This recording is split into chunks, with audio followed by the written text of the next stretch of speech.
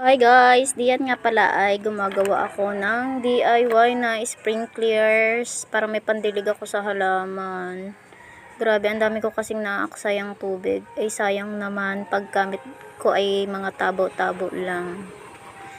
Kaya yan, naisipan kong gumawa ng DIY na pandilig sa halaman. So, para hindi na rin naman natin maitapon yung bote, dumagdag pa sa basura. Ayan, ginawa ko na lang siyang kapaki-pakinabang. Ayan, kung napapansin nyo, nabutas ko na yung ilalim, nagupit ko na rin dyan niya na maayos. Nilagyan ko din siya ng tali para if ever na tatabi natin, pwede natin siya isabit kung saan. And ayan, itatry ko na din siyang gamitin sa pandilig. So, kung mapapansin nyo guys, ayan worth it naman yung paggawa natin ng pandilig sa halaman. Dahil talaga namang nadidiligan natin ng maayos yung mga halaman and nakaka-save pa tayo ng tubig. So, ayan, after kong gamitin, sinabit ko na siya dyan. Bye-bye, yun lang.